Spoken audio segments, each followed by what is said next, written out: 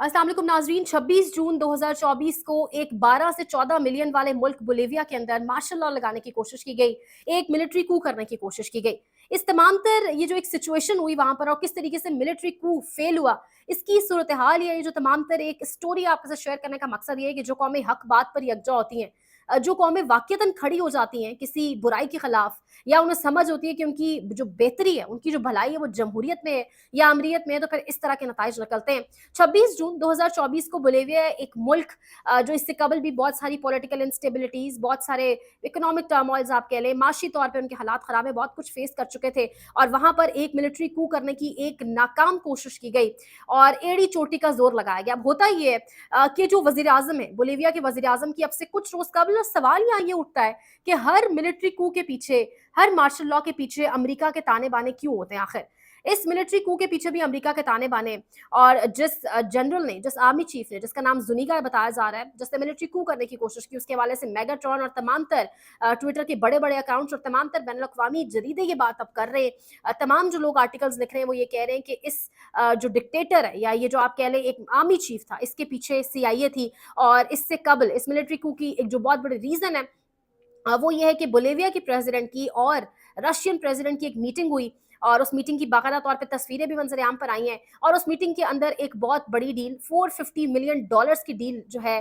उसको साइन करने की बातें की जा रही हैं। अब होता ये है कि बोलीविया की आवाम को भी इसमें क्रेडिट जाता है, इसमें बोलीविया की मीडिया को भी क्रेडिट जाता है, क्योंकि बोलीवियन मीडिया बाकायदा तौर पे लाइव ब्रॉडकास्ट करता रहा कुछ मनाजिर। जितनी बड़ी तादाद में आवाम बाहर निकली, जितनी बड़ी तादाद में लोग बाहर निकले अपने वजीर आजम के हक में और मुल्क में जमहूरियत के हक में दरअसल, और आमरीत के खिलाफ, इस एक्शन के खिलाफ, इस इलीगल गैर कानूनी एक्शन के खिलाफ, वो बोलीवियन जो ब्रॉडकास्ट जो मीडिया है वो ब्रॉडकास्ट करता रहा, उसको स्टेट TV चैनल्स बाकायदा तौर पे दिखाते रहे। बोलीवियन आर्मी चीफ ने, जो जुनिगा है, जिसको अब डिसमिस कर दिया गया, जो पुलिस के हवाले कर दिया गया, जिसको जिसके वेयर अबाउट्स अब अननोन है, उसने बाकायदा तौर पे फौजी दस्तों को ऑर्डर दिया, और मुरेला प्लाजा जो है एक ऐसा प्लाजा है दारुल हुकूमत लापाज में मौजूद है बोलीविया के, जिसमें तमाम तर अहम तरीन सरकारी इमारतें मौजूद है, प्रेसिडेंशियल पैलेस भी है, प्रेसिडेंट हाउस भी है, वहां पर फौजी दस्ते जाते हैं। लेकिन साथ ही TV चैनल के मंजर दिखा रहा है कि आवाम सड़कों के ऊपर है। आपकी सबसे बड़ी जो ताजर यूनियन है पूरे मुल्क की, उसने हड़ताल की कॉल दे दी है, और बहुत बड़ी तादाद में लोग निकल आते हैं। थंबनेल के ऊपर आपने देखी होगी, पिक्चर भी मैंने ऐड की है। उसके साथ साथ होता क्या है, तमाम बैनुल अक़वामी मीडिया की नजरें भी होती हैं, अल जजीरा से लेकर तमाम बैनुल अक़वामी मीडिया भी इसको रिपोर्ट कर रहा होता है, और फिर उसके बाद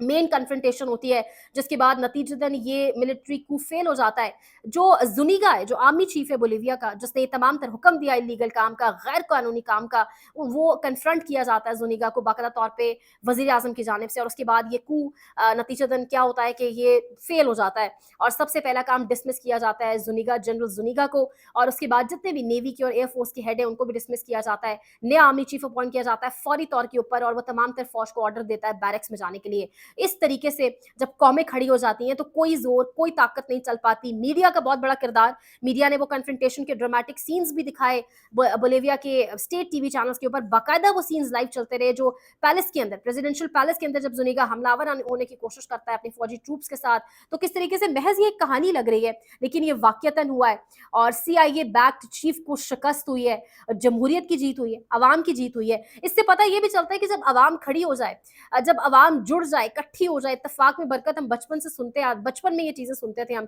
यूनिटी स्ट्रेंथ। तो अवाम खड़ी हुई, अवाम निकली सड़कों के ऊपर, और किस तरीके से अवाम ने ताकत को शिकस्त दी है। बोलीवियन TV चैनल्स लाइव बताते रहे बाद में कि coup attempt fails as president urges people to mobilise against democracy, कि कू की अटेम्प्ट इसलिए फेल हुई कि प्रेसिडेंट ने, वजीर आजम ने लोगों को कहा कि वो निकले, और जो एक बहुत बड़ी मूवमेंट चल रही है जमहूरियत के खिलाफ, जो एक ताकत का मुजाहरा किया जा रहा है, उसके खिलाफ निकले और जमहूरियत के हक में खड़े हो। बोलीवियन TV चैनल्स को डेफिनेटली यहाँ पर सैल्यूट पेश करना बनता ही है, लेकिन इसके साथ साथ इंपॉर्टेंट ये भी है कि पाकिस्तान में इसका रिएक्शन आ रहा है, और पाकिस्तान में इसका बड़ा